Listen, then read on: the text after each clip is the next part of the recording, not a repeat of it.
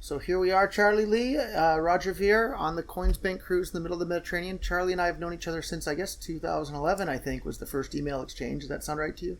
I think we met at the New York conference. Oh, the August, yeah. The Bruce, yeah. I forget his last name now, but Bruce is at the New York conference. Bruce Wagner? Yeah, Wagner, that's it. Yeah, the Bitcoin show. Yeah, the Bitcoin show. There was, before the conference, I think you organized something like a meetup at a cafe. Yeah, in Silicon Valley there. Or in New York. New York. Okay. New York. I just showed up and met you and Jesse Powell. And okay. Some real early Bitcoiners were there, yeah. So that was a real good conference. Yep, and it was. How many people do you think were there? 40, 50?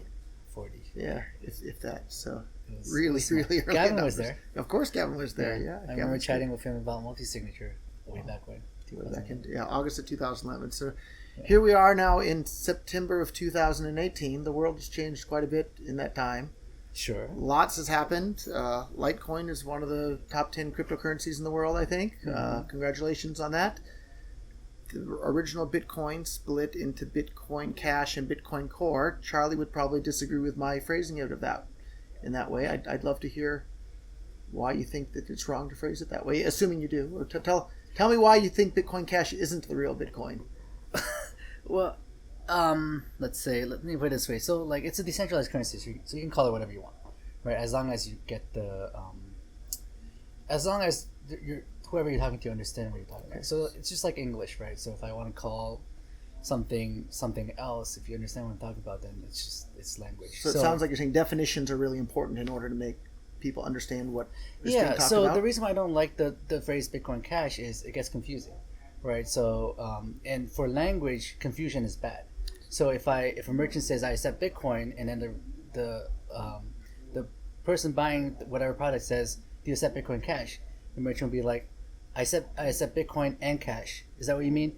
And then it gets confusing. And then if the sender sends Bitcoin Cash, the merchant didn't get it because he only accepted Bitcoin. It's not good for communication. Sure. So confusion is bad. I think we agree that confusion is bad. And people have suggested the term Bcash. It's not. I mean, I think you think it's derogatory, but it was. If I can jump in here a little bit.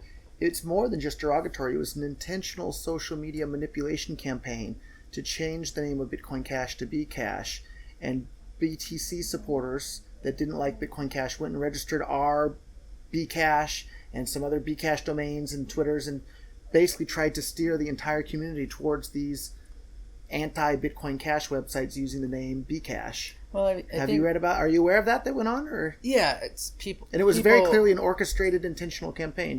Do we agree on that? What do you mean by orchestrated? There was an intentional effort to have the name of Bitcoin Cash become Bcash, and to steer all the people that were looking into that particular fork on the or that other particular side version of Bitcoin. On the other side of the coin, there's a campaign to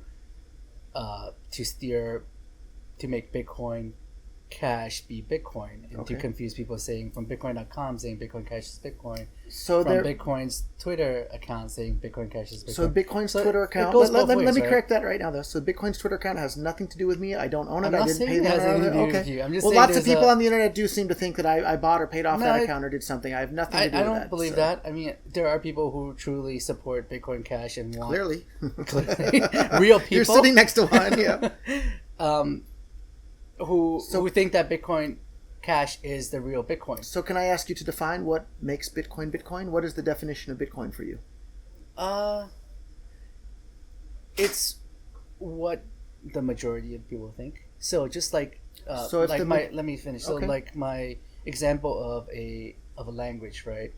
If, for example, a very good example, crypto used to stand for cryptocurrencies, but now crypto used to stand for cryptography. Yeah. See how confused I am right cryptocurrencies. Yeah. Now, for most people, it means cryptocurrencies. Okay. And people who want to latch on to the fact that crypto meant cryptography are complaining, saying you're using it wrong. But the reality is, time has changed. So now crypto, to most people, stands for cryptocurrencies, or it could stand for cryptocurrencies and cryptography. It could be unclear. But the fact of the matter is, things change, and the consensus. You just had to follow consensus, right? So if you stick to the old definition of crypto, you can confuse people, and that's not good. So you kind of had to follow. So if Bitcoin Cash eventually does become Bitcoin, everyone will call it Bitcoin, right? People wouldn't call it Bitcoin Cash or Bcash because it will become Bitcoin. So it sounds like what you're telling me is that because everybody calls the BTC version of Bitcoin Bitcoin today, that it is Bitcoin. Correct. And because everybody calls crypto is in reference to cryptocurrencies, crypto now means that. Correct. So that means that the coin that has the underlying fundamental characteristics that made Bitcoin Bitcoin originally is Bitcoin Cash, and the coin with the ticker symbol BTC now doesn't have the original characteristics that made Bitcoin agree Bitcoin. About but the original characteristics of making Bitcoin Bitcoin. So I put together a list. Yeah, and I think your list is wrong. Okay, well let's go over it if you don't mind. Sure. So here, with the first thing on the list that I had here was that things that make Bitcoin Bitcoin, and tell me if you agree or disagree. It needs to be a peer-to-peer electronic cash system as defined right there in the very title of the Bitcoin white paper. Do you agree or disagree with that being one of the characteristics that makes Bitcoin Bitcoin? A peer-to-peer electronic cash system. And it's kind of nitty-gritty to try to define Bitcoin by like a few set of things. And I agree. It's in the title of the Bitcoin white paper that was released to the world. You're saying that isn't a good starting place for a definition of what makes Bitcoin Bitcoin? If you want. I'm asking you. That's one characteristic. I think it does, but that's one characteristic of Bitcoin. Okay. So so we agree on that one? Things could change over time, but right now I do agree that Bitcoin is an electronic peer-to-peer cash system. The definition of what makes Bitcoin Bitcoin is a peer-to-peer electronic cash system. We agree on that, friend? Well, like I already told you, definitions change, right? So Bitcoin. So how about today? Now, sure. Okay. And in the future, maybe not. But today, we agree that the thing that makes Bitcoin Bitcoin is a peer-to-peer electronic cash system? Going back to the same point, it doesn't make Bitcoin Bitcoin. Bitcoin is just Bitcoin, right? It's whatever. Let's define agrees. our terms so that we can agree. Because if I just say, blue is blue, well, let's define what blue is, right? Let's define what Bitcoin is. Things that make Bitcoin Bitcoin. I'm saying that one of the things that defines what Bitcoin is it's being a peer-to-peer electronic cash system, which is in the very title of the Bitcoin white paper. And I feel like you're pushing back and disagreeing with that being one of the things that makes Bitcoin. Are you disagreeing? I don't agree that's one of the properties of Bitcoin. You don't agree? I agree that it's one of the properties of Bitcoin. Okay. But I don't agree that you have to define, like, if it's not that, it's not Bitcoin. Okay. So, like, for example, what makes Litecoin Litecoin? Litecoin doesn't have a white paper. Yeah, I think you get to decide for the most part on that one. No. No. What you tell me? What makes Litecoin Litecoin? It's whatever the community decides, right? Okay. So if there's a Litecoin Cash fork, just like Bitcoin Cash, okay. If the community decides that's Litecoin, I can like scream at the top of the roof that that's not my vision of Litecoin. Okay. But if everyone wants to call that Litecoin and wants to call what I'm working on right now, like Litecoin Core or something stupid like that, then that's so be it, right? I think I disagree, and I think that words have meanings and very clear meanings, and even if everybody starts calling something that it isn't actually, I think those people would be wrong. And so with Bitcoin, so you would fight against the majority because you think the majority is wrong. Of course, that's why I got involved in Bitcoin from day one. The majority of the world thinks that fiat currencies are great. I think cryptocurrencies are much better. I was against the majority when I got. That's why I got involved in Bitcoin. I'm talking about the definition of a word. And of course, I think words have meanings, and I think the meanings are very important. And but if everyone thinks this word stands for this meaning, and you're the only one that is against that, you're just going to keep fighting?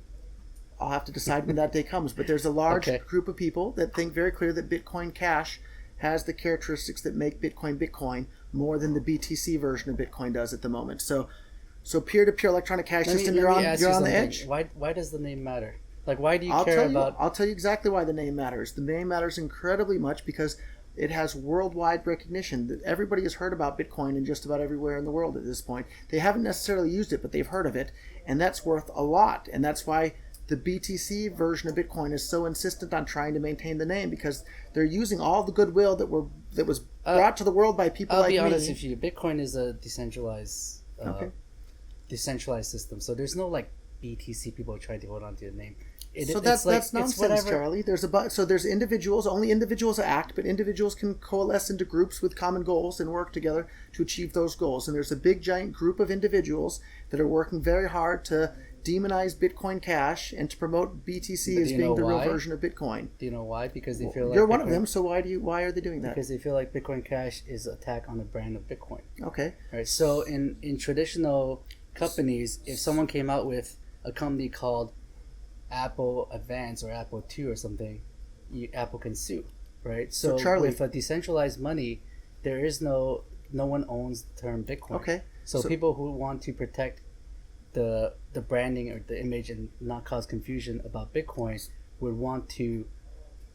So how about the people that want to Protect protect the branding and the image and the name of Bitcoin as a peer-to-peer electronic cash system and have watched the BTC chain be forked into something that can hardly be called a peer-to-peer electronic cash system, and the people promoting BTC mock the idea of I using still it as think cash. Bitcoin is How about those people that want to defend the Bitcoin name from these people that are trying to morph Bitcoin into something that's not even described in the title of the white paper? You have a right to do that. So Okay. So who's in the right?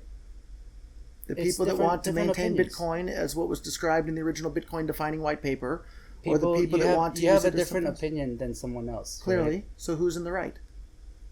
History will decide.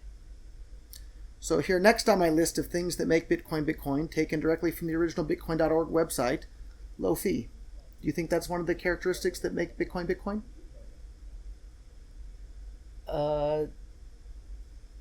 Where in the website does it say it's low fee? It was right there on the very front page of Bitcoin.org from like 2011 through like 2017. Bitcoin.org doesn't really define Bitcoin, right? It's so I'll tell you what So happened. Bitcoin.org, I'll tell you what happened. if I can add I'll a tell you little what bit though, happened. and then you can Yeah, tell yeah, us what go ahead. happened. Bitcoin.org, for anybody that doesn't know, was the original website set up by Satoshi Nakamoto to start promoting Bitcoin and sharing Bitcoin with the world. It's where the original Bitcoin white paper was published for the entire world to see to this very day. And it was right there on the front page of the Bitcoin.org website for years, like maybe 7 years, 8 years, that Bitcoin had low fees. And it was right there on the front page. So what happened? What happened was Bitcoin, when we actually met in 2011, Bitcoin was perfect for everything. It was low fees, fast transactions, everything confirmed within 10 minutes or on average, censorship resistant, immutable. The problem is it wouldn't last, because the reason why it was that way beginning is because of the block rewards. So initially, the blocks were paying off 50 Bitcoin. Let me finish. Okay. 50 Bitcoins. So it was paying for the cost of this decentralized network. So can I ask you Let me finish. to clarify? Yeah. So what was the block reward when we first met in dollar terms? It's not block reward in dollar terms. Maybe $100. Was it a block or 25 already when something? we met? I forget. Whatever. Okay, it's like Let's it's call it $20 $100. a Bitcoin, so $1,000 a block. Sure. Okay. So, but then you have to realize back then the blockchain was a lot smaller, the community was smaller, so it cost less to maintain this decentralized network. So the thing with decentralized network is it's expensive by definition. So if you want to decentralize something, you have 10,000 nodes, and each node is doing the same calculation. So it's 10,000 times as expensive as a centralized service, like for example Visa, MasterCard. And this is just a simplified like explanation. I understand. So someone has to pay for that, right? So initially the block rewards pays for it. The idea, Satoshi's The plan, $1,000 a block when we first met? Okay. Satoshi's plan was that over time block rewards would have every 4 years, and transaction fees will start to pay for the network, right? There's a cost to have a decentralized network. So as block rewards halves over time, We've we had had how to- many halvings now? Two. Two since then? So Two. we went from 50 to to 12 and a half 25 today, to to 20, 12 and a half. 50 to 25 to 12 and a half today. Correct. What's the block reward today in dollars? What is it? In the ballpark, 100,000? in the ballpark of maybe 100,000. 70,000 or so. Okay. Yeah. So it was $1,000 per block when we first met to secure the network. Yeah. The block reward has been cut in half twice. Yeah. And now the block reward is around $70,000 per block to secure the network. Yeah. Does that seem like the amount of security securing the network got more or less secure over time, even though the amount of bitcoins in the block, the amount of bitcoins in each block dropped by a fourth? Is that more or less security? $70,000 is more or less secure than $1,000 per block to secure the network. Relatively, it's less. So Less $70,000 payment is to less the secure. miners. But you have to, how much has the hash rate gone up? The hash rate has gone up like So the hash a rate, million times. so or that something means like more hash rate means more security, right? Correct. So the block reward But in we're paying them less for that much more. $70,000 is less than $1,000. 70,000 is what, 70 times increase in payment to the network? Yep. but the hash rate has gone up. The security of Bitcoin has gone up a lot more than that. Yeah. So we are paying them. We're per security per amount of Per hash. hash. Rate, Yeah. we're paying them less. That sounds a lot like Moore's law in effect, right? Where the computing power is getting Yeah. more efficient. So year let after me year. finish. So as block rewards get halved, the transaction fees need to start paying for the cost of the decentralized network. Okay. So what happens then is So you don't get the cake and eat it too. okay, So you have to make. You I have want to to make ask a question though. Let me finish. Because well, you asserted something. I want to ask what the Okay. reasoning why. You said transaction fees have to pay for the miners to secure the network rather than the block reward. Why? When we just saw that the block reward, even though it's 1/4 of what it is in dollar terms, it's 70 times what it was when we first met. Well, the network has grown a lot too, right? Okay. So it's not the same small network. So of I'm asking 2011. why do the network fees have to take over for the block reward when the block That's the reward whole has gone plan, up? right? The whole plan is within like year 2100 or 21 something. So about 100 years into the future. Sure, all the block rewards will disappear, and the transaction fees will pay for the network. Okay. This is how 120 years in the future, right? well, about like 50 years in the future, the block rewards will be so small compared to the transaction fees that it wouldn't dominate the transaction fees. I mean, That's debatable too, I think, right? Because the block reward's 1/4 what it was, but the transaction block reward is much higher in dollar terms than it was previously. Sure. But the point is that Satoshi designed the system to bootstrap the currency this way, where the block rewards, the inflation, is paying for. It's kind of like a startup where when the startup is small, you use equity to pay for your employees. But as it grows bigger, you pay less and less equity. And afterwards, at the end game is you don't need to pay equity; you just pay salary because you actually have money. That's how you bootstrap a startup, and the currency is bootstrapped in a very similar way, where you're using inflation, which is like equity, to pay the miners initially, and as that decreases, you start paying them with transaction fees. So let me continue my point. As the network grows, as the startup bootstrap grows in time, you have to make a trade-off, right? So Bitcoin cannot be. So you've asserted that. Why do you have to make this trade-off? I'm not convinced that a trade-off has to be made there when we already saw that the amount of dollars per block is significantly increased over time, even though the amount of Bitcoins per block has dropped by 1/4, right? Or to 1/4 of what it was previously. So can you clarify why you think that you have to make that trade-off? Because I'm not convinced of that. Okay, so let me try to explain this. So to kind of think of this in one way, it's that. So my assertion, if I can Go clarify, ahead. the amount of money that the miners are paid per block in dollar terms, which is what most of the world measures their money in at this point, is significantly higher than what it was initially when the block reward was 50 Bitcoins per block. Now the block reward is 12.5 Bitcoins, and they get way more. And the network has way more hash rate on the network, so the network's much more secure now, even though the block reward is 1/4 of what it was previously. Your assertion is that we have to convert all that over to fees to pay for the security rather than the Not block right away, reward. right? So it's a slow process, right? So Do you think we time, did it too early? Yeah, we definitely did it too early because Bitcoin got too popular too fast. Okay, so do you disagree with Greg Maxwell when he was talking about popping the champagne because the fees are so high? And Well, I don't know the exact quote, but my guess is I think he was happy.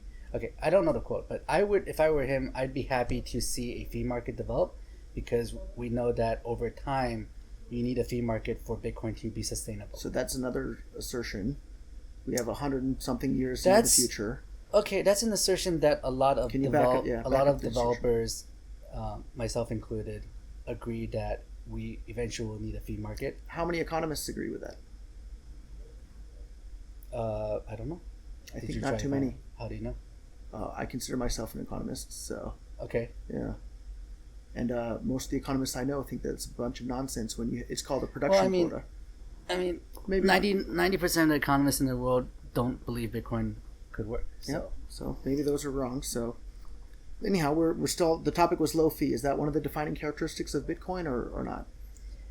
It's not because It's not. I'll tell you why, right? Please. Because last year fees on average were like $10, And So because Bitcoin no longer had the characteristic of low fees, then the low fee is no longer one of the defining characteristics of Bitcoin. Is that the circular reasoning you just gave me there? It's not circular reasoning, because if you define that as Bitcoin, then when fees start to become $1, does it all of a sudden not become Bitcoin? I would say that Does it's lost. does Litecoin then became Bitcoin because Litecoin doesn't share the same genesis block with both the BTC and the BCH network, so that's a pretty important difference. So then Bitcoin ceased to exist because Bitcoin fees were high. This is before I think Bitcoin Cash existed. I think it lost some of its Bitcoinness. Yes.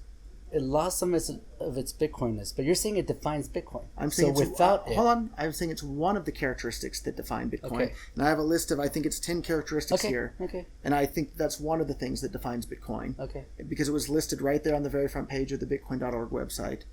And so you're on the fence on that one, or what are your thoughts for low fee defining Bitcoin, being one of the defining characteristics of Bitcoin? So you got the low fees part from Bitcoin.org. Bitcoin.org. So they put that there because at that point in time, it was one of the great features of Bitcoin. Okay, so my question is that one of the defining features no, it's of not. what? No, it's because not. So I think in the future, I can see a future where Bitcoin fees, on-chain fees, are fairly high in terms of like wire transfer fees, $10, $20, and you use Lightning Network for payments that are backed onto the Bitcoin blockchain. Lower fees, faster transactions, more private. So second layer solutions would make fees cheaper, but on-chain fees. So on-chain low fees are not one of the defining characteristics Correct. of Bitcoin, despite the fact it was on the front page of Bitcoin.org for like maybe 8 years. But it's on the page of Bitcoin.org about low fees. It's not about Right on the on-chain front. low fees, correct? Well, that when Bitcoin.org launched, like Lightning Network wasn't even in a dream yet. Sure, and so it wasn't so confidential very- transactions, so very- it's not smart signatures, Very, right? very, So- very clearly, the low fee on the front page of Bitcoin.org was in reference to on-chain transactions because there were no other types of transactions Sure. on Bitcoin. Sure.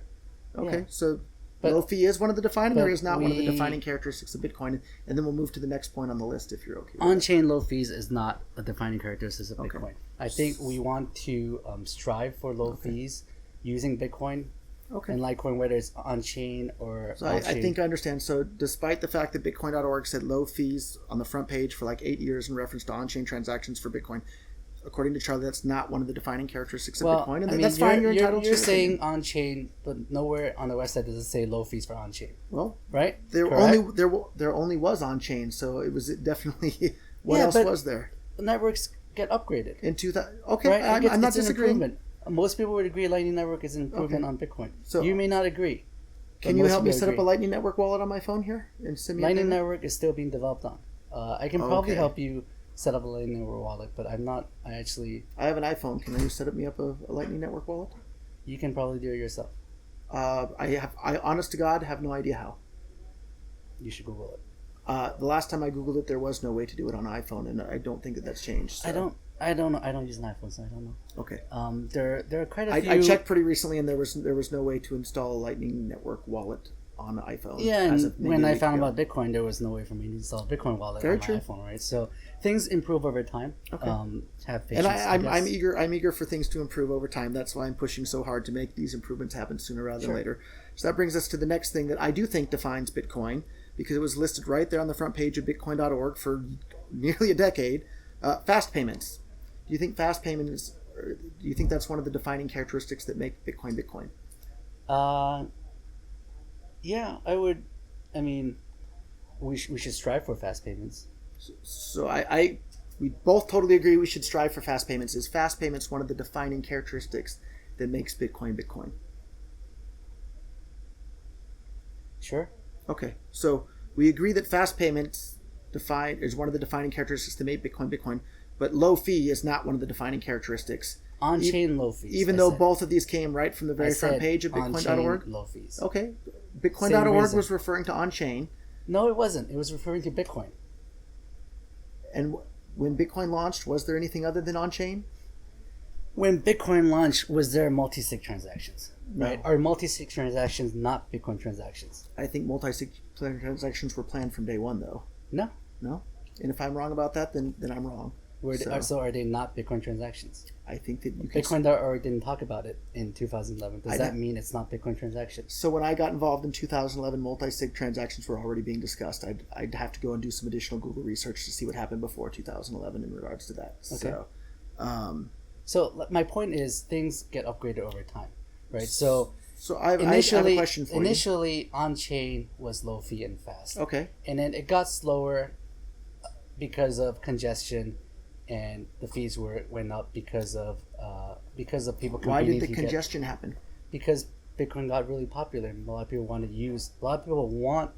the feature of Bitcoin, which is sound money. So how do you explain the fact that just a couple of days ago on the Bitcoin Cash network, in a single day, it processed about 5 times more transactions in a single day on chain than the BTC network had ever processed on chain ever, and the transaction fees to do that were about 300 times lower than the average transaction fee on the BTC network at the moment, and thousands of times lower than the BTC transaction fees up in December of last year. Was it a stress test?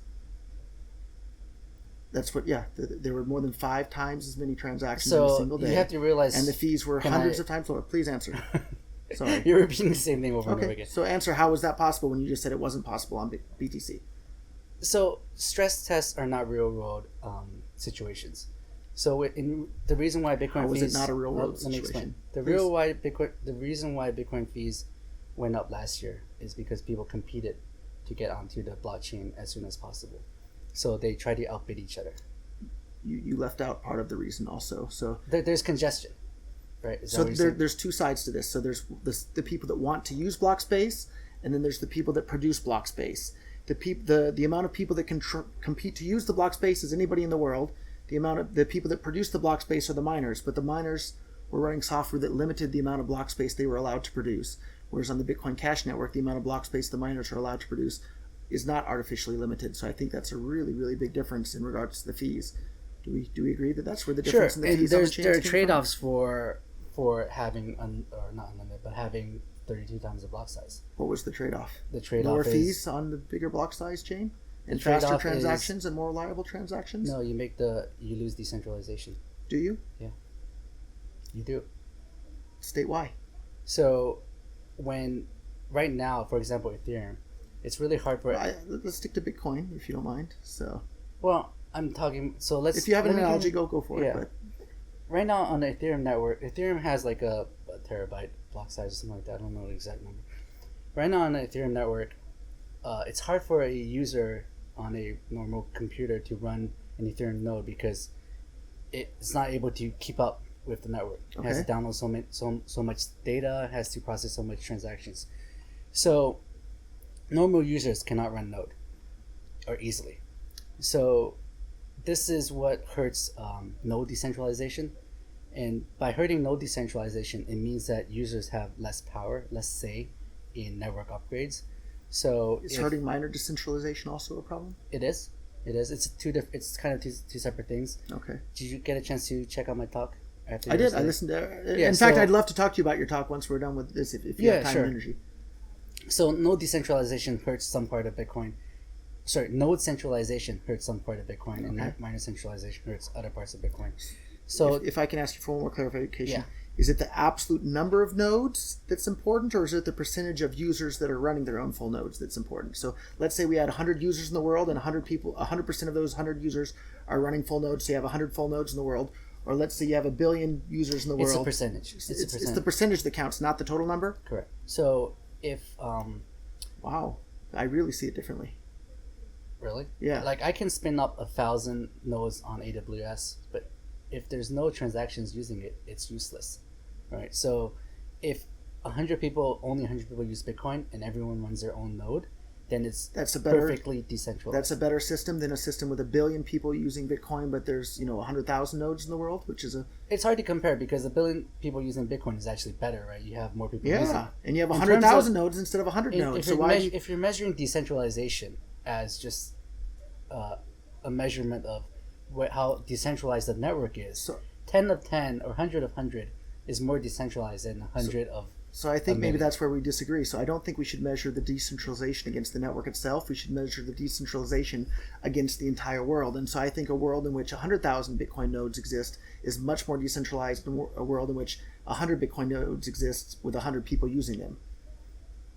Do you disagree? Yeah, I totally disagree. So 100,000 nodes with 1 million people using it is better because more people are using Bitcoin. And it's But more in term- decentralized it's because not more decentralized. if you look at it as the planet being what you're decentralizing along, right? Or within. No, it's not because not everyone's using Bitcoin. Who cares about the people who aren't using Bitcoin? I think everybody should be using Bitcoin. I agree. And with 1 megabyte It's a blocks, that different. isn't possible. We're arguing. If you agree, we're why arguing did you, apples and oranges, right? If you agree, why did you create Litecoin? If you want everyone to be using Bitcoin, why did you create Litecoin? I see Litecoin as complementing Bitcoin. Okay. So, I want everyone to use sound money, and Litecoin is also sound money. So let's go to the next one, and we'll get to that at the very end because that's exactly what your talk about was today, which I really enjoyed listening to, and I want to talk about it. So yeah, so let's get back to. I still want to talk. I mean, like you want to look at the list together? We're like halfway through here. Okay. So to recap where we're at so far before the video gets too long. So peer-to-peer electronic cash system, you seem to be on the fence whether or not that's a defining characteristic of Bitcoin. I still don't understand what's defining characteristics because if you say So if here- it's not that anymore, does that mean it's no longer Bitcoin? It's not, right? I'm saying that there's no one single defining characteristic. Okay. I listed 10 Got of it, them. got it. Sure. And we can see what the and chart. I will argue that Bitcoin is still a peer-to-peer electronic cash system. Okay. today. And low fee, you said, is not one of the defining characteristics. On-chain low fees is not. You keep misquoting me. That's why we're clarifying. So on-chain low fee transactions is not one of the defining characteristics of Bitcoin, even though that was listed right there on Bitcoin.org. It for wasn't like 8 listed. years.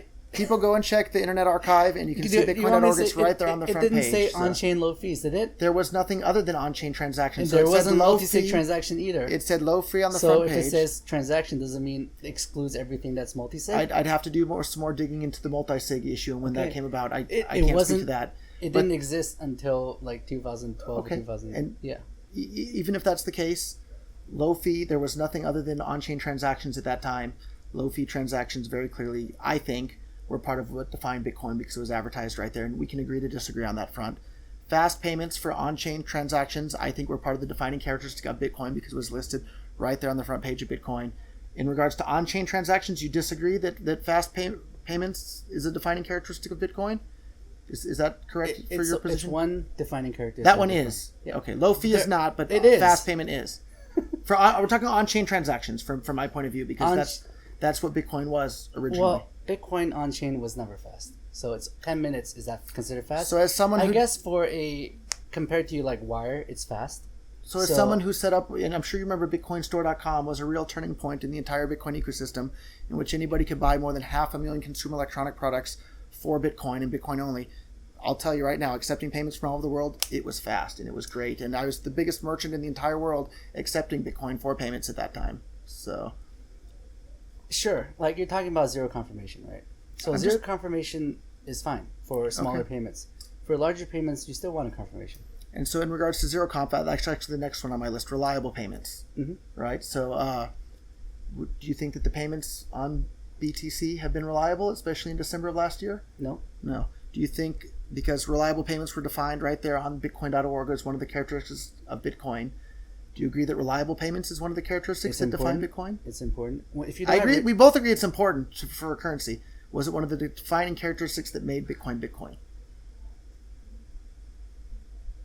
It was listed right on the front page of bitcoin.org. It makes it an important aspect of a currency. So if a currency doesn't have reliable payments, then it's not a good currency. Okay. So Bitcoin. So was it one of the defining characteristics of Bitcoin is my question for you. To me, if you watch my talk, I have 4 defining characteristics of Bitcoin. I have them in my notes. And those are the 4. And I'm looking forward to talking to you so about the rest, each of those. The rest are important, but they're not. Okay. I would say they're characteristics of Bitcoin, but they're not as important. So why don't we do this? We'll go over the last couple in my list, and then we'll go over the ones in your list as well, and we'll do that all together. So, so another thing that I say is one of the things that make Bitcoin Bitcoin is on-chain scaling. Satoshi Nakamoto, the creator of Bitcoin, right there was talking about on-chain scaling. Do you agree that on-chain scaling is one of the characteristics that makes Bitcoin Bitcoin? What kind of scaling? On-chain scaling, increasing the block size and putting more transactions in the blocks. As outlined by Satoshi Nakamoto, the creator of Bitcoin himself. So he said that if Bitcoin needs to scale, we'll just increase the block size. I'll quote Satoshi Nakamoto, I think word for word. He says the ultimate solution is just to allow the blocks to get as big as they need to be. Do you disagree or agree that that's one of the defining characteristics of Bitcoin? It was on-chain scaling. I disagree. I don't think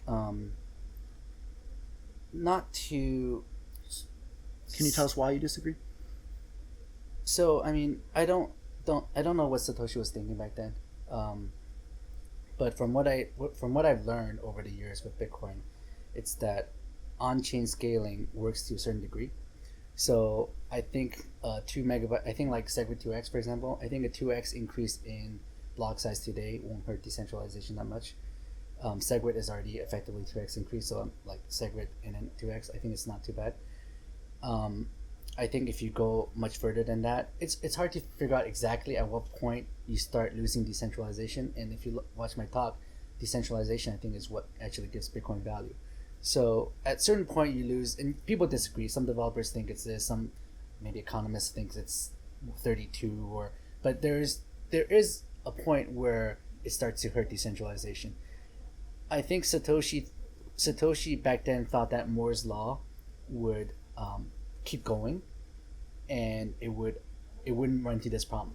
But the fact is, Moore's law hasn't kept going, and from empirical evidence, we're seeing that. So why do you think Moore's law hasn't kept going? As someone who's been in the hardware side of tech for over almost 2 decades now, Moore's law very clearly has been it doesn't apply to everything, right? What does it not apply to?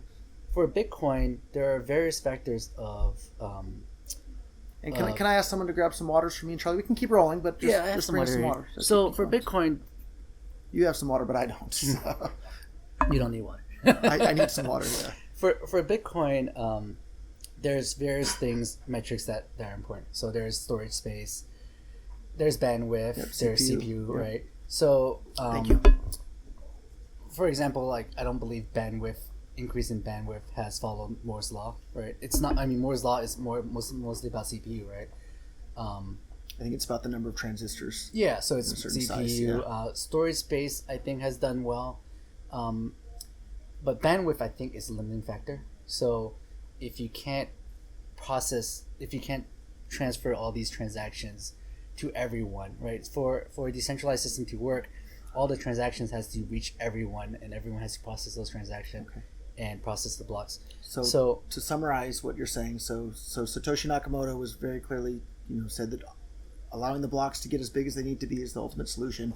On-chain scaling, I'm saying, is one of the defining characteristics of Bitcoin. You're saying you disagree? I disagree. Okay. I think from empirical evidence of the past 8 years, 7 years. Okay, so you disagree with Satoshi Nakamoto in regards to the on-chain scaling. That's fine. You're entitled to your opinion, and unless you really feel adamant and want to elaborate on that point, I'm happy to move to the next one. Otherwise, we'll be here for 8 hours. I mean, Satoshi Nakamoto is brilliant, but he doesn't see everything, right? So another thing that I think is a defining characteristic of Bitcoin, because it was laid out by Satoshi Nakamoto himself, were non-reversible payments, or zero conf. Do you think that's one of the defining characteristics of Bitcoin?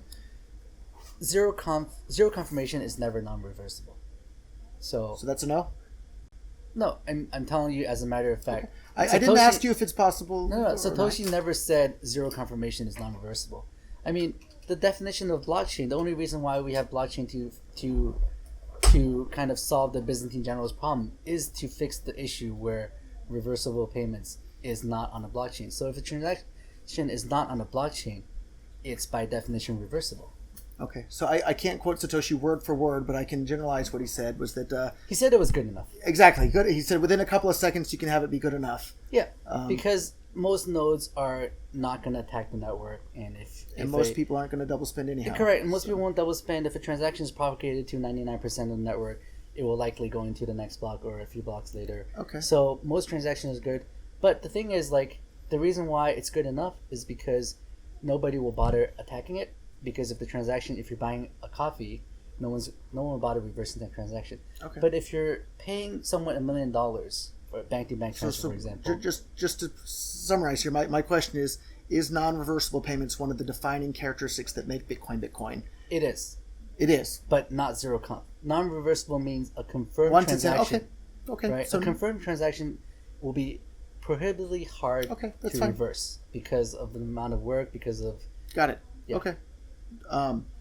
Another one that's on my list of defining things that make Bitcoin Bitcoin or give Bitcoin its Bitcoinness. and this is pulled right from the original Bitcoin white papers, that Bitcoin is a chain of digital signatures. Yeah. Agree? We agree on that one. Easy. All right. Yeah. Thank you, Charlie. That's the easiest one yet, so we agree on that one. Sure. Another one that I say is a defining characteristics that make Bitcoin Bitcoin are the opcodes, the original opcodes being enabled. Do we agree or disagree that the opcodes are one of the defining characteristics that make Bitcoin Bitcoin? I disagree.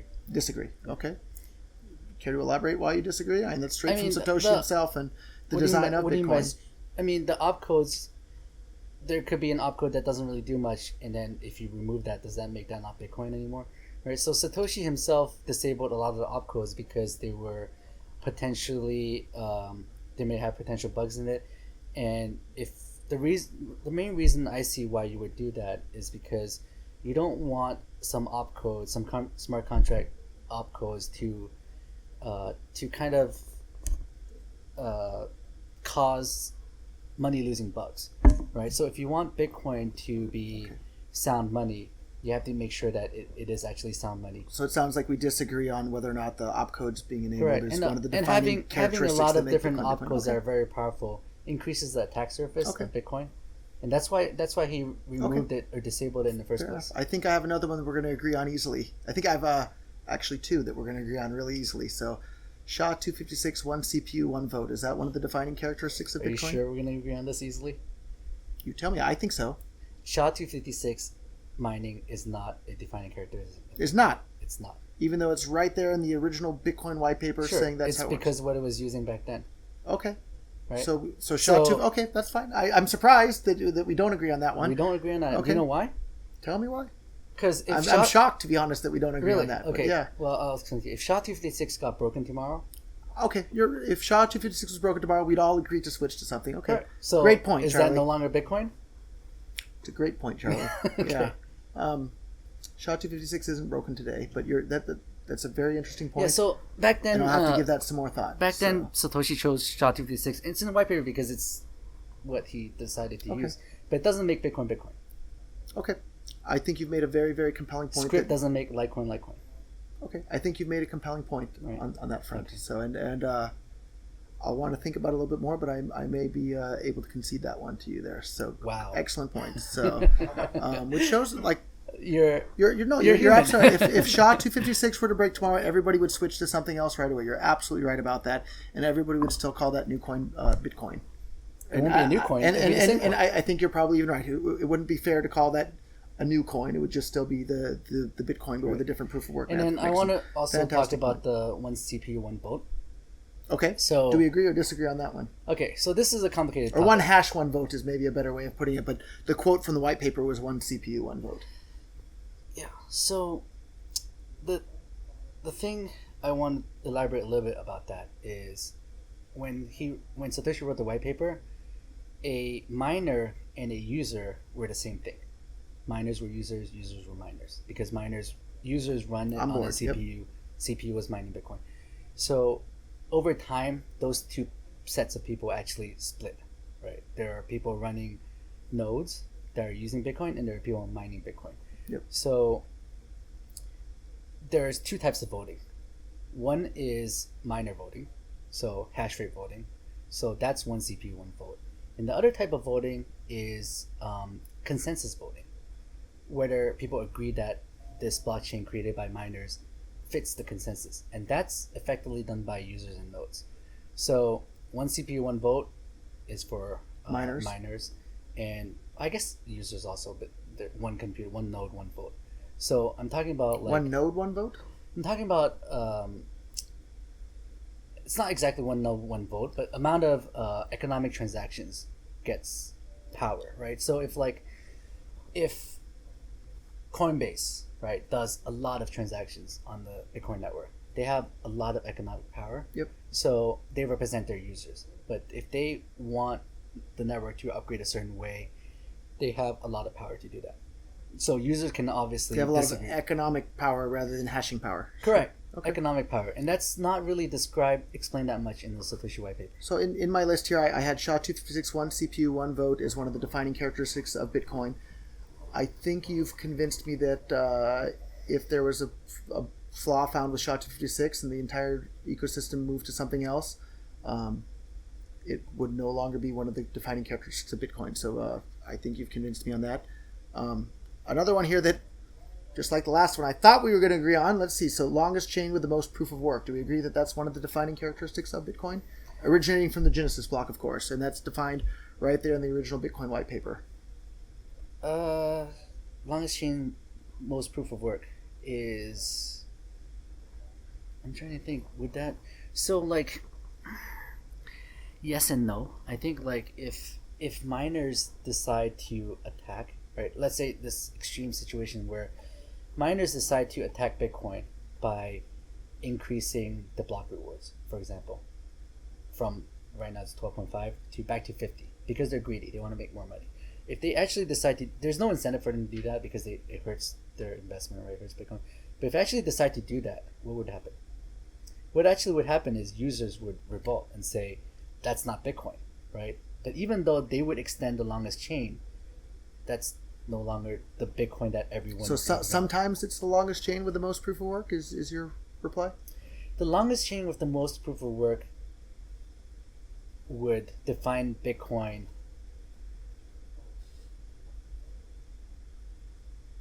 for a given consensus, right? Unless the consensus change, right? So if miners decide to change the consensus by increasing the block rewards, the longest chain and most proof of work does not matter anymore because we're comparing apples and oranges. Does that make sense?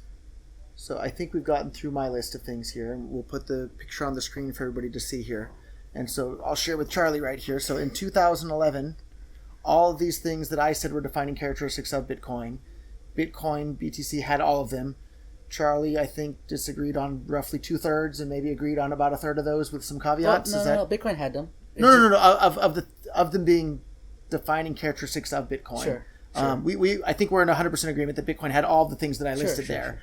And we agree on maybe 1/3 of them being defining characteristics of what made Bitcoin Bitcoin. If we go to my next slide here, we have things that made Bitcoin popular, which are from the same list. I said being peer-to-peer electronic cash, low fee, fast payments, reliable payments, and non-reversible payments.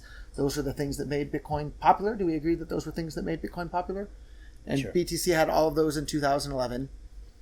And the part that really is upsetting to me is here we have BTC in 2018, and I'm saying it has none of those characteristics. It's no longer a peer-to-peer electronic cash system. In fact, many of the BTC proponents are hostile to the idea of using it as cash. Do we agree on that?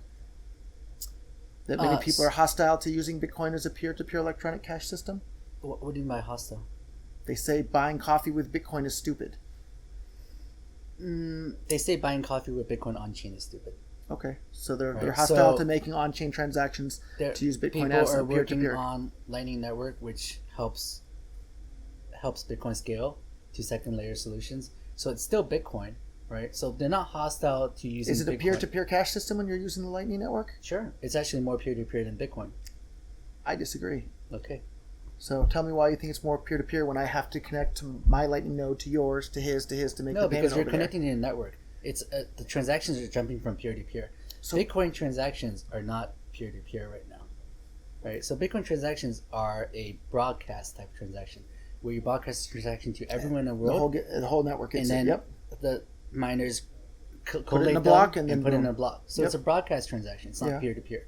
The But Bitcoin network, the payment itself is from person to person, right? Because there's one blockchain that's shared by everybody. I update the ledger to reflect that my Bitcoins went from my address to your address, so from me to you. Whereas on Lightning Network, it goes through a bunch of hops. Well, I was explaining what I had to say. The payment for Bitcoin right now is from a sender to recipient. Mm-hmm. It's not peer-to-peer per se. Peer-to-peer means it's... Isn't sender to recipient peer-to-peer? It's just a direct payment, right? Yeah, direct payment. Yeah. Direct payments sound pretty convenient. So peer-to-peer network means that you're connecting to a peer who connects to another peer who connects to another peer. That's one way to define a peer-to-peer network. So, I mean, it's just a definition. Okay. So Bitcoin on-chain payments are direct payments. We agree on that? Yeah, I guess. Are Lightning Network payments direct payments? Yeah. Even if there's a bunch of hops in between with channel states and... Sure. If it's confirmed, if it gets confirmed, then it's direct payment. If it gets confirmed. So did you see there was a picture on Twitter floating around that showed somebody named their Lightning node Roger Ver, and none of the other Lightning nodes were connecting to it? Did you see that photo? You know the one I'm talking about? And they were all laughing and joking around about it and so happy about it. But to me, I thought, my God, do you people not understand what you're laughing and joking about? You're laughing and joking about the fact that the Lightning Network has the ability to exclude people from being able to use it. Whereas the on-chain Bitcoin network, it's impossible to exclude anybody from using it. You can't exclude anybody from using Lightning Network. If people refuse to connect to your node, you absolutely can. You think like, okay, you're telling me that everybody in this world that uses Bitcoin refuses to make a connection to you. That's what the picture was showing on the actual live Lightning Network. That's just as ridiculous as saying all the miners will censor your transaction because they know it's you. Well, this isn't theoretical. This actually happened. This is a live picture from the Bitcoin Lightning Network. That's because somebody created a node with your name and decided not to connect to anyone, and then created this picture. It's not because he was censored from connecting to Lightning Network. If everybody refuses to connect to a particular node, that node has been censored from participating on the network. No one would know that's you. Unless you call yourself Roger Ver. Until the regulators come in, because if you look at the Lightning nodes are the very definition of a money transmitter. They're taking money from one person and sending it on to somebody else. We're already seeing how much pressure is coming from governments on exchanges and wallets. And I'm sure you saw firsthand at Coinbase the craziness that was going on with regulators at Coinbase. You think they're not going to do that to Lightning Network node operators? They won't be able to. Just like they won't be able to shut down Bitcoin. Because why would they not be able to do it to a Lightning node? Anyone can spin up a Lightning Network node. Anybody can spin up whatever business they want to, right? No, but Lightning Network is private, right? If I spin up a node and open connections to people, no one knows who I am. They can't censor me. They can't stop me. I hope you're right, but I suspect you're wrong. What do you mean? I mean, give me a solid reason why you think I'm wrong. We've already seen the picture of a bunch of nodes refusing to connect to so-and-so, right? There's no... I mean, the picture is a joke. But it was a picture from the actual network, right? So it was a graphical representation of the actual state of the network. Yeah, it's because someone made a joke on you by creating a Lightning Network node called Roger Ver and decided so they successfully censored somebody from participating. No, he censored himself. What if that node was me? How do you know it wasn't me? Okay, if it was you and people decide to censor you because of your name, then I think I'll use on-chain transactions on Bitcoin Cash is what I would do if that were the case. Or you should not be. You should be an anonymous Lightning Network node because that's what Bitcoin is all about, right? I think fungibility is incredibly important. So we can agree on that. So anyhow, we have Bitcoin BTC here in 2018, no longer low fee. Do we agree it's no longer low fee? This is a list of things that made Bitcoin popular to begin with. 2017, I would agree. 2018 is no longer low fee. 2018, the fees are back to pretty sane amount. So one of these guys was demoing his product to me that he said he's going to switch over to Bitcoin Cash from BTC just half an hour ago. He made an on-chain BTC transaction. It was 47 cents in fees. Is that low fee? Yeah, it's pretty low fee. We disagree. Fast payments. Well, I mean, if you want lower fees than that, use Lightning Network. I'll just use Bitcoin Cash. Thank you very much because it works. Bitcoin Cash has a different. I have a Bitcoin Cash wallet on my phone. It's impossible to install Lightning Network on my phone. So if you want to use cryptocurrencies today, Bitcoin Cash is... Are you talking to the camera? Of course I am. I'm talking to the camera now. Right? I'm good at infomercials. Try your Bitcoin Cash wallet today, Bitcoin.com. Go to free.bitcoin.com. Your audience probably already realized that. Probably. So I'm a natural marketer. So thank you for tolerating that, Charlie. So fast payments, right? Does Bitcoin have fast payments today? Lightning Network is very fast. Again, there's no Lightning Network wallet available for my phone. I can't make... If I wanted to go to a place and pay with a Lightning Network, it's not possible. I'll tell you what happened. So Bitcoin got too popular too fast. So thanks to people like me promoting it? Yeah, and no one's complaining, right? And the price went up. I'm complaining. I'm pretty mad. The price shot up too fast also. Now it's correcting. So what happens when that happens is that people move to altcoins. We saw that happen. Sure, you get congestion. It's kind of like if you open a restaurant business and then it got popular too fast, then you have congestion, right? So is that a bad thing? So what do you do?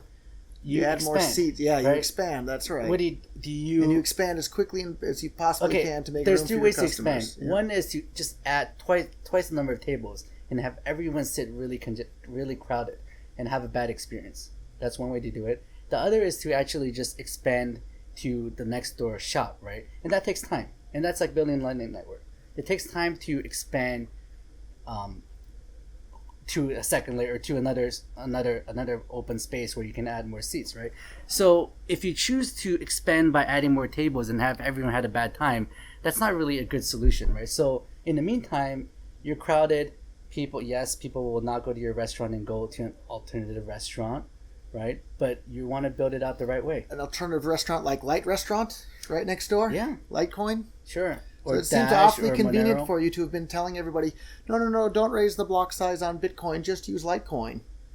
And I recall very specifically you said if the blocks ever became full on Litecoin, you would just raise the block size. And to me, that looks like just a fantastic marketing ploy on your part to tell everybody, don't use Bitcoin, use Litecoin, restrict the Bitcoin network from being able to scale for people to use it, and come use Litecoin. Well, fantastic marketing, Charlie, for Litecoin. Let me ask you something, okay? If that's my plan, why did I promote SegWit so hard? I have no idea. Well, think about it.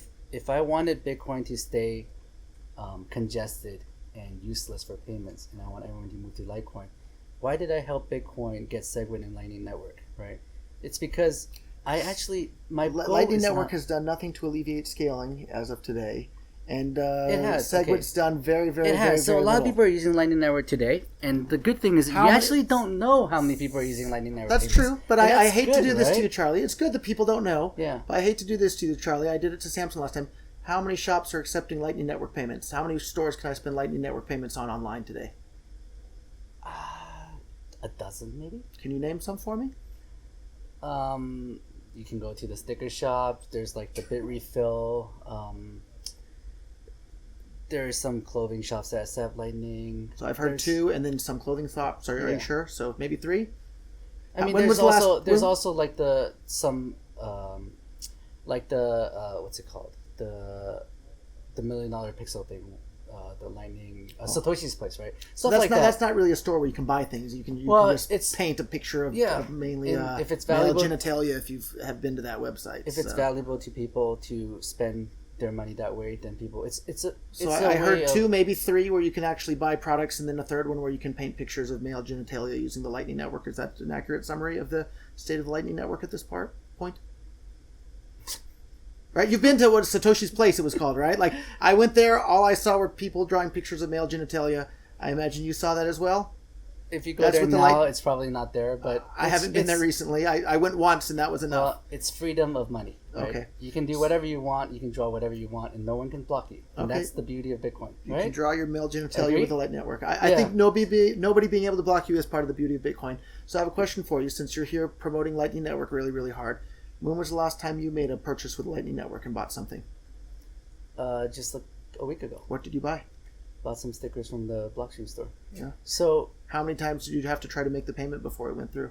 It went through right away. The very first time? Yeah. Because there's another great video I had with a guy in Hong Kong. I told him if it goes through, I'll wear a Blockstream shirt and you can take photos with me. And if it doesn't go through, you can wear a Bitcoin Cash shirt. And he tried.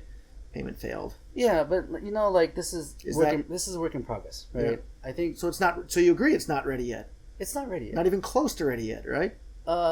It might be ready end of the year. I mean, ready like right now. 18 months, it's maybe? good for. No, it's not going to take that long. It'll be less than 18 months. Yeah. Would you like to take a bet with me on that? A bet. I'll bet you that in 18 months from now there will be less than 1,000 merchants in the world accepting Lightning Network payments for physical goods. For how much? How much you want to bet? Friendly bet. Yeah, $1,000 is friendly, right? No, I don't like to bet money. I have a better idea. If I'm right, you can wear a Bitcoin Cash shirt, and we'll do a little video about what happened in the next 18 months. And if I'm wrong, and there's more than 1,000 shops accepting Lightning Network, I'll wear a Lightning Network Blockstream shirt or whatever shirt you want, and we can talk about how I was wrong. Lightning Network was ready and got rolled out to more than 1,000 merchants in 18 months from Sure, today. I'll make a video saying I was wrong, and if you're wrong, you'll make a video saying you're wrong. You got it. Sure. Thank you, Charlie. Yeah. 18 months. Today's September 8th or so? So well, September 9th, we'll have to set a reminder. So one of us will be wearing an interesting shirt and be giving a mea culpa in 18 months from now in regards to Lightning Network. And in all honesty, I hope I'm the one that's wrong. I really do, because if we have fast, irreversible payments for the entire world that are super cheap, that's exactly what I want. So I totally hope I lose this bet. But I think it's unlikely that I'm going to lose. Really? Well, but I hope I do. In my heart of hearts, I hope I do. Announced just a couple of days ago that they're going to support Lightning Network for all their merchants. So I hope they get 1,000 merchants online within 18 months. I hope they do, and I'll gladly make the video saying I was wrong. And in my heart of hearts, I hope I am wrong, because my entire goal for being involved in cryptocurrencies is I want people to be able to have peer-to-peer electronic cash that doesn't require permission from anybody, that are lightning fast and super cheap for everybody. That's why I'm here. So, yeah, and I mean, What excited you so much about cryptocurrencies, actually? So that's why I'm involved. I want to bring peer-to-peer permissionless cash for the entire world to undermine government's ability to control peaceful people. for me, What motivated you, it's Charlie? sound money. So I saw Bitcoin as really a better version of money than what we've seen in the history of mankind. So we've seen gold, but gold has issues, right? Gold's physical, although it's not exactly censorship resistant because in order to send gold, you have to transport it. If you fly with gold, you have to declare it, right? So it's not with Bitcoin. You don't have to. It's censorship resistant. So in my talk, the 4 points I made that makes Bitcoin. Do I have them right? Yeah. Okay, I have them up here. We'll put it on the screen for everybody else to see. That makes Bitcoin is censorship resistance, transaction immutability, cost of production, and fixed money supply. So let's talk about those one at a time. For each of if you these don't mind. 4, I can tell you like what's the value, right? Well, so for censorship resistant, it means can we start at the very top? So you say Bitcoin's intrinsic value. Can you define what you mean by intrinsic value? Yeah, it means that this gives Bitcoin value, like intrinsically. There's no. It just makes Bitcoin valuable and because Bitcoin is sound. This makes Bitcoin sound money, and being sound money is valuable. What else has intrinsic value? Some people will argue gold has intrinsic value. Do you think gold has intrinsic value? I think so. Can you tell me why? Why are we talking about gold? Well, Bitcoin is supposed to be digital gold according to the BTC camp, right? Yeah. So what gives gold intrinsic value? Gold. Just in the history of mankind or humankind, people have valued like shiny stuff that is limited in quantity, so that you can't just create more gold, right? You can't just create fake gold. You can't create gold out thin air. So having limited quantity of something that is desirable because of gold's shininess makes gold valuable. So that's the intrinsic value of gold. So your whole talk today was on like the economic characteristics of Bitcoin's intrinsic value. Is that right? Sure. Do you have a background in economics? I didn't study economics. Okay. Is that what you mean? It's not about economics, right? It's just about intrinsic value. So intrinsic value is, I think, an economic term. No. I guess I'm curious. It's a financial term. Did you think up these reasons by yourself, or did you how did you come to these conclusions that Bitcoin's intrinsic value is from censorship resistance, transaction immutability, cost of production, and a fixed money supply? So I'll explain it this way, right? So censorship resistance gives you something that cannot be blocked from sending. Transaction immutability gives you something that cannot be reversed or taken away. Cost of production gives you something that cannot be counterfeited, right? It costs something to create another one. And fixed money supply means that it's something that cannot be devalued.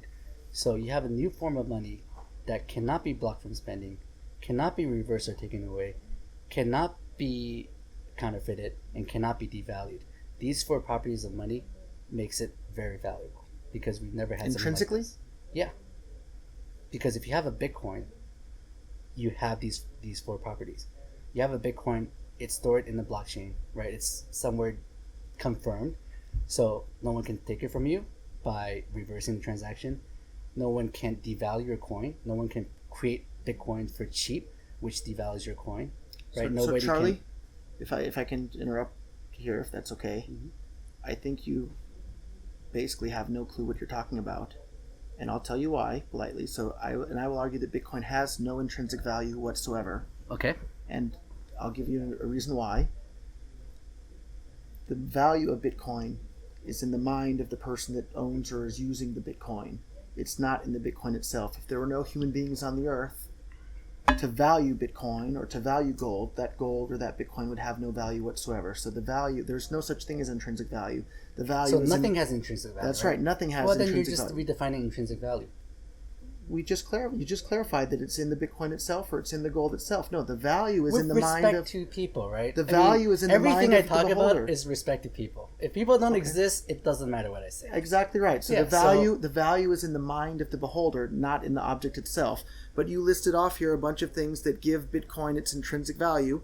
And another one that I really just was shocked, and to be honest, I'm embarrassed on your behalf, that you had it up there saying that the cost of production gives Bitcoin its intrinsic value. Have you been reading Karl Marx recently? No, why? Have you ever read Karl Marx? I read a bit of it, but Okay. Have you heard of the labor theory of value? sure. Can you tell us about that, please? Well, why don't you tell me about it? Well, you had it right here in your slide in regards to the cost of production. You're saying the fact that Bitcoin takes effort to produce gives it its value. Is that what you're saying here with the cost of production? So what I'm saying is that, well, if you actually looked at or listened to my talk, you would see that I listened to every word of your talk. the cost of production, there's a few things, right? One is you can't have, it's easy to detect counterfeit Bitcoin. So if someone sent you, I think one of the slides specifically is that it costs just under $4,000 to produce a Bitcoin. Is that right? That was in your slide? can I finish? So the second part of that is that you can't create extra Bitcoins, right? So if a block has 12.5 Bitcoins, miners can't just say I want to create 40 Bitcoins or 50 Bitcoins. And the third part of that is that there is a cost to create a Bitcoin, right? Right now, the cost is, from March, someone calculated to be $4,000 to create a Bitcoin. So the reason why that's valuable is because if it costs nothing to create a Bitcoin, then Bitcoins will be created for nothing, and it will devalue your coins. You just Right. dug your hole deeper. No. So the cost of producing something has absolutely nothing to do with its value, right? So if I were to bake a mud pie and spend an hour baking I a didn't mud say pie, it has something to do with the value. I said it has something to do with the intrinsic value. so Bitcoin's intrinsic value, we just Yes. remember the fact that there's no such thing as intrinsic value, and the value is in the mind of the beholder. Sure. So that leaves us with Bitcoin's value value. in the mind of the beholder Okay. has a Does it have to do with the cost of production? it's one of the four reasons I stated. So you're a fan of Karl Marx's labor theory of value? No. Because that's exactly what you're promoting here. So I'll explain Karl Marx's labor theory of value, because I've read Das Kapital from cover to cover. I'm not a fan of Marx, but I understood the arguments that he was making. He basically argues that the amount of effort that goes into I don't creating agree, something. right? So, like, if you just spend effort to do something, that doesn't automatically give it value, right? The Right. So value, why was that in your presentation today? it gives it intrinsic value. We just went over that there's no such thing as intrinsic value. The value is in the Okay, mind of the beholder, not in the object itself. And in regards to the cost of production, right? If I go and spend an hour making So, mud pies, the point that doesn't is mean that- their value because I spent an hour making them. If I spend an hour making apple pies, the apple pies are valuable not because I spent an hour making them, but because people enjoy apple pie. People don't enjoy mud pies. So even if I spent an hour making apple pies or mud pies, the apple pies have value. Okay, The let me mud ask you pies something. don't. Okay, so you have a pie in front of you. Mm-hmm. It costs some money, right? It's worth something to you. Depends on if it's a mud pie or an Okay, apple whatever, pie. whatever right? pie you like, right? What do you like? Apple pie sounds Okay, nice. apple pie. It's worth something to you, right? If you have a device like a Star Trek device that can create infinite amount of apple pies with no cost, right? Would that apple pie cost just as much to you anymore? So the price of everything, or the value, is set by supply and demand. Sure. So your Star Trek replicator would increase the supply, and the demand wouldn't necessarily change. So if you've increased the supply and the demand stays the Correct. same, the price Exactly. comes down. Exactly. If you increase So the my demand and the point supply was- stays the same, then the price goes up. Yeah. And my point from that is that because it costs money to create another apple pie, you can't. There's value that cannot be So what- destroyed from someone just creating infinite amount of apple pies. What you should have said, then, to be clear, is that the supply is limited, which is totally different than your slide says the cost of production. So the supply being limited, that helps Bitcoin have a price because the price of everything is set by supply and demand. So if the supply is limited. Okay, my argument is not perfect, right? I may need to refine it a bit. I think And you're my cost of- understating my it, that your cost of- argument is not perfect. Your argument is laughably sad to anybody that's studied economics. The cost of production has absolutely nothing to do with the value of a good. Absolutely nothing to do with it. I didn't say it has something to do with the value of the good. It's right here in your slide, and we'll It put has it here something to for do with the everybody to see. intrinsic value of Bitcoin. So you think that Bitcoin still has an intrinsic value? Yes, by definition, that most people agree with intrinsic value. I think you mean- should pick up a dictionary and look up the word of intrinsic, and the value is in the mind of the beholder, not in the object itself. Okay, so I mean, we disagree on the definition because if you look up intrinsic value for stock, is there intrinsic value in stock? The value is in the mind of the beholder, Is not there in the object intrinsic itself. value No, in stock? there is no such thing as Then we intrinsic can't value. argue because we don't agree on definition. We don't agree on the assumptions, and we can't So argue that's about this topic. one of the fundamental Right. tenets of Austrian economics is the value is in the mind of the beholder, not in the object Okay. itself. Okay. So, any other topics you want to cover, or is that a good place to wrap it up? I don't know. I think we went for more than our half hour. How much time do we have? It's been It's been a while, right? Been about an hour. Maybe we'll do part 2. I do like in talking to 18 you. months. I enjoy talking with you too, Charlie. Like, you are a smart guy, but you got it completely wrong on the economics here and then the economics of Bitcoin. Like, totally wrong, and that's why you have like some of the biggest promoters in the entire history of Bitcoin.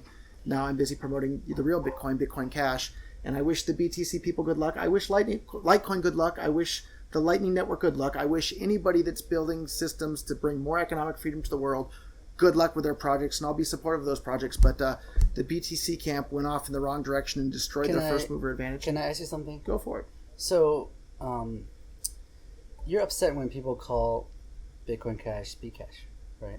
I'm annoyed by it. I think it's rude. Yeah. Yet you call Bitcoin Bitcoin Core. Isn't that a hypocrite? So I've been trying to make a clear distinction that there's Bitcoin Core and Bitcoin Cash.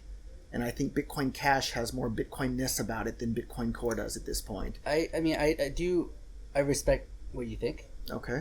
But I think... I'm glad your brother does too. So. Yeah. I don't agree with everything Bobby says or does. Obviously not. I'm not my brother's keeper, as sure. they say. No. I think he told me once that you guys aren't allowed to discuss Bitcoin Cash at family gatherings. So.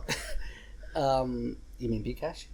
That could be the one. I think that may be what you said. I think Bobby said Bitcoin Cash. So. So my point is, I think my advice to you is that if you are really upset about people calling it Bcash, you shouldn't call Bitcoin Bitcoin Core, right? So what should I'll just call it BTC from now on? Is that a better option? Well, Bitcoin Cash is the Bitcoin based on a list of criteria that I gave very clearly. It doesn't matter. It's still Bitcoin Cash today. If you ask 1,000 people, yep. 999 will say Bitcoin Cash is Bitcoin Cash. It's not Bitcoin. So if I asked 1,000 people in 2011 what they thought of Bitcoin, they'd say that sounds stupid. But I didn't give up. I was persistent, and here we are today. Digital currencies are changing the world, and being persistent is how you change the world and get things done. And I plan to do the same. It's confusing, okay? Yeah, and the confusion was caused by a bunch of people that hijacked the BTC project and changed what it was, and then just wanted to keep the same name. Let me just make my point. So, if you keep calling Bitcoin Bitcoin Core, you shouldn't be upset that people call Bitcoin Cash Bcash. You really don't see the difference between the two? No. No? There's absolutely no difference between the two. We'll let the viewers decide. You know why? Because you are trying to create less confusion, right, by calling Bitcoin Bitcoin Core. And that I understand that. And people do you think people calling Bitcoin Cash Bcash are trying to create more or less confusion? Less confusion. Do you really? Yeah. Do you agree with me that there was Bcash because for one, Bitcoin Cash is hard to say, and for two, it's very confusing. Bitcoin Cash doesn't seem very hard to say, but do you agree that there was an orchestrated attempt to try and change the name of Bitcoin Cash to Bcash and drive new people to the cryptocoin ecosystem to forums promoting Bitcoin Cash as Bcash rather than calling it Bitcoin Cash? Do I see a... Have you read the article by Donald Football? It said, so the reason people call Bitcoin Cash Bcash will shock you. Have you seen that article? I think people call Bitcoin Cash Bcash because they don't want the brand confusion. They don't want people to get confused, to get misled into thinking that Bitcoin Cash is Bitcoin. So buy Bitcoin Cash, you try to buy Bitcoin and then accidentally bought Bitcoin Cash. So I think... So I gave a very compelling list, if I do say so myself, of the defining characteristics that I think make Bitcoin Bitcoin. Bitcoin Cash has 8 of the 10 or 9 of the 10. Bitcoin BTC has 2 of the 10 or 1 of the 10. Yeah, but left. June of last year, out of your 10 list, Litecoin fills 9 of them. So is Litecoin then Bitcoin? Litecoin didn't originate with the same Genesis block as everything else. Wrong. That's an incredibly important one. That's the most important one? I think that's an incredibly important one. I didn't say it's the only one. 1 of 10. Right? So Litecoin I think that's one that's probably required, period. And the other ones are a bit more flexible. I'll tell you why that's not required. Tell me. So, if something happens in terms of cryptography that causes a situation where we have to start a new chain, right? Bitcoin. So outside of an emergency of something breaking. Not outside of emergency. Not outside of emergency. For example, like you've heard of Wimble technology. Mm-hmm. Wimble technology, right? It's a really cool privacy scaling blockchain. If Bitcoin community decide that they want to upgrade to this better blockchain technology, it requires a whole separate chain. You can't attach the Mimblewimble change to the current to chain. the current chain. So if that does happen, that's very unlikely that will happen. But if that does happen, that is still Bitcoin.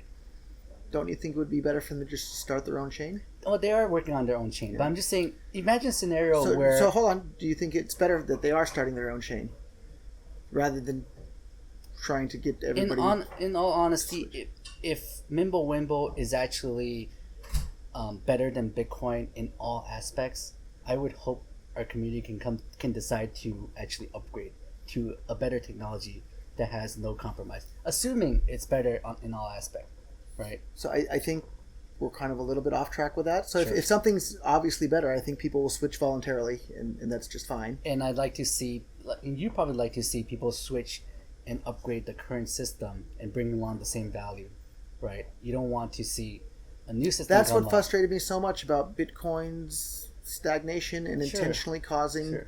a bunch of economic nonsense to happen to drive the most passionate supporters of Bitcoin to other altcoins.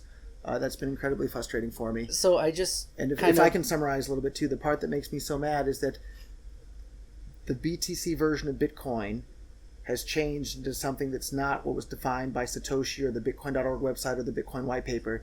It have insisted on keeping the Bitcoin name, whereas Bitcoin Cash most closely resembles the version of Bitcoin that you and I both got involved with in I don't 2011. I don't agree. This is my point of view, so you can You're free to disagree with it, yeah. And I think I've made a very compelling case, and I've made videos and given talks about this.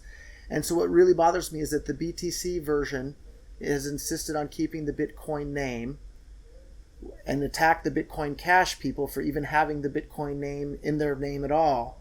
Yet it's the one that most closely resembles the version of Bitcoin as outlined by the original Bitcoin white paper, Satoshi Nakamoto, and Bitcoin.org. That's what really bothers me. And the fact that they did it using all sorts of censorship and propaganda to where I can't even post my opinions on our Bitcoin or my posts will be deleted. I find that really, really disappointing when Bitcoin's supposed to be a censorship-resistant currency. Hour of conversation about censorship. Sure. I think, from my point of view, I think I've told you, right? It's so maybe I'll sum it up with a quick question. Do you think it's a good or a bad thing that my posts are deleted from our Bitcoin when I state my opinion on Bitcoin? I think it's bad.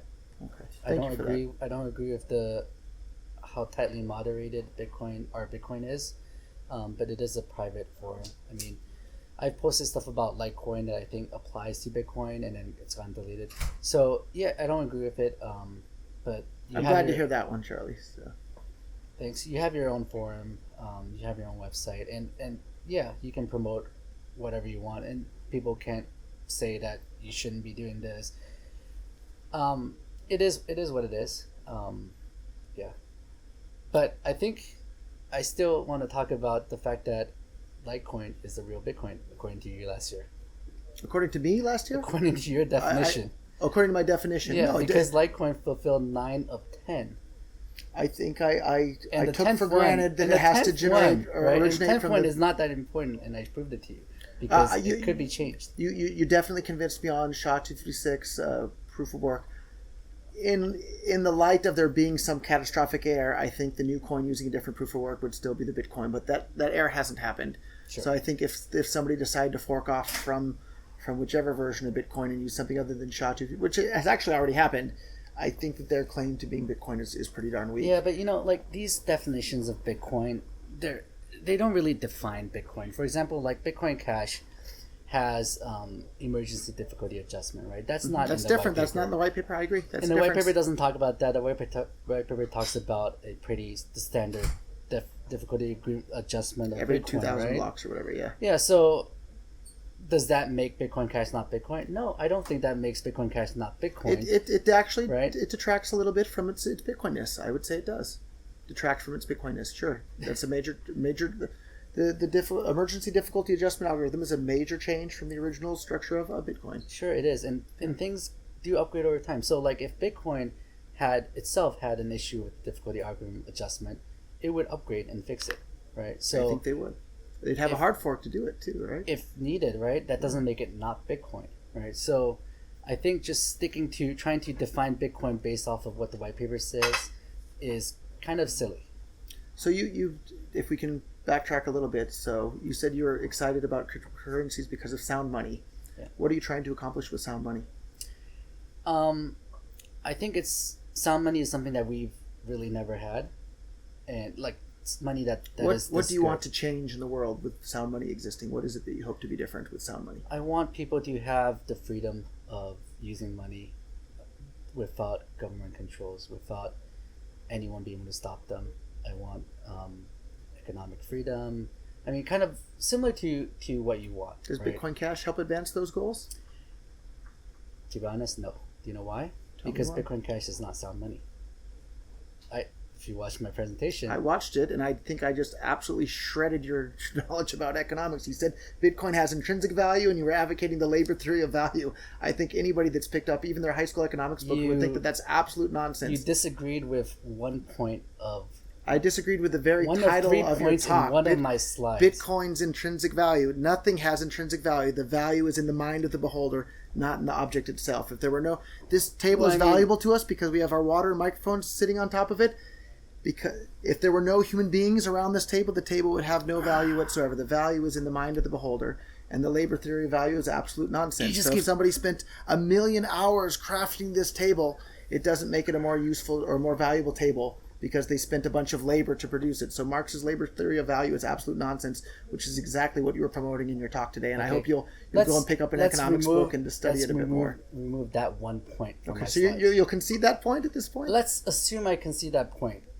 Right. You do, or we're just going to assume? Let's assume I concede. Okay, that so you point, don't right? actually concede because the I labor theory of value. I don't want to argument? keep arguing about this, right? So let's assume I concede that point. So you think, my other 3 points still stand. So you do think right? that the labor theory of value might still be correct, though?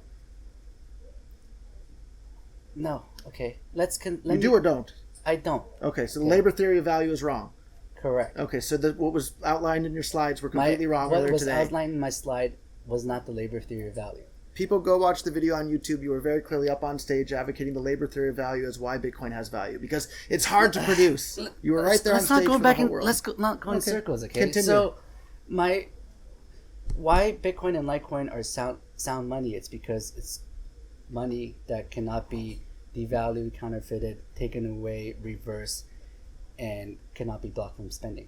And Bitcoin Cash doesn't have those characteristics? Yeah, and I explained in my you explained how it could potentially, possibly, maybe happen. Yeah, so Bitcoin Cash has 6% of the Bitcoin network, of the Bitcoin hashing network. Yep. So there's a threat of attack.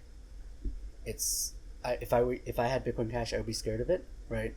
It's like if my house is not built for. So the exact same attack could be from Bitcoin Cash towards BTC though as well. No, because Bitcoin has 94% of the hash rate. And maybe Bill Gates is going to have an epiphany and think, oh my God, Bitcoin Cash is the best form of money, and he buys up enough Bitcoin Cash to where the price of Bitcoin Cash becomes more than BTC, and then the hash rate swings in the other direction. That's a different. So I agree, it's more risky at the moment for Bitcoin Cash. I totally agree than it is for BTC. But the risk is on both coins there. There is risk on both coins. And if I can add a little bit more, it's riskier for BTC because of the difficulty adjustment algorithm is only every 2,000 blocks rather than after every block on Bitcoin Cash. So and I agree. If the hash rate moves quickly from BTC to Bitcoin Cash, it's much, much more dangerous for BTC than it is for Bitcoin Cash because the BTC chain could come to a screeching halt, whereas the Bitcoin Cash chain, maybe there'll be a reorg and somebody will mine a bunch of blocks, but it's not going to come to a screeching halt. So that's a very, very big difference that should make BTC holders cautious about holding BTC. Do we agree or disagree? On that proposed scenario? No, I mean you're kind of saying an extreme scenario, which is exactly what you had in your presentation. Was an extreme scenario. It's not an extreme scenario. A small mining farm can attack Bitcoin Cash. I don't think a small mining farm has 6% of the global hash rate of Bitcoin. Not even close. A large mining farm. I doubt that there's a single mining farm in the entire world that has enough hash rate to do that. So it would take multiple giant farms around the world. Okay, so a small mining pool can do it. I don't think that that's likely to happen because the economic incentives are absolutely not there for it to happen. Well, I explained in my talk, right? And so the fact if they're shorting Bitcoin, they attack Bitcoin Cash, causes Bitcoin Cash to drop in value. And if you think it's possible, Charlie, don't tell me to attack Bitcoin do it. Cash. Why not? Because you said it's not sound money and it's not helping bring more economic freedom to the world. There is a threat, right? The threat is real. So I said I'm involved in Bitcoin Cash because I want to bring more economic freedom to the world. You said you don't think Bitcoin Cash does that. But you said you also want to bring more economic freedom to the world. So if it's not doing that, and you said it's actively hurting that, please attack it and stop it and prove the world that you're right. I'm here to help Bitcoin and Litecoin be sound money for the world to use. So I think I over appreciate time, your efforts, but man, your lack of economic understanding was really, really sad on stage. The labor theory of value is absolute nonsense, and you spent your whole presentation talking about Bitcoin has intrinsic value, which doesn't exist due to the amount of effort that goes into creating a Bitcoin. The amount of labor that goes into producing something does not affect its value. It's the usefulness of that item or that product or that good to the person that wants to use it that gives it its value. you are very good at belaboring a point. I give you that. I think it's important. And you know what, Charlie? I'll go and use my Bitcoin Cash on purse.io, and I'll buy you a copy of Economics in One Lesson by Henry Hazlitt. It's one of my very favorite economics books that I've given as gifts to lots of people, not just you. And I hope you'll make the time to read it because it'll really open your eyes to the way the world works and how important prices are and how disastrous government intervention in the market is. So Henry Hazlitt, Economics in One Lesson. It's available for free online, but I'll buy you a copy using Bitcoin Cash. On purse.io, my favorite website, because you can get 30% off everything from Amazon. My voice is starting to fade, and I'm feeling a little bit seasick looking out the window. Are you? I'm okay. Good at this point. Thank you very, very much, Charlie, for being such a good sport. So, and I do enjoy talking with you. So I didn't run away. Thank you. You certainly didn't run away. You hear that, Samson? Charlie didn't run away. So next time you're around, Samson, we can have part 3. Samson told you to come find me on a cruise, and you did. He did, yeah. So thank you. Yeah. So thank you, Samson, for the advice. Thanks, Charlie. Sure. Okay, we're good.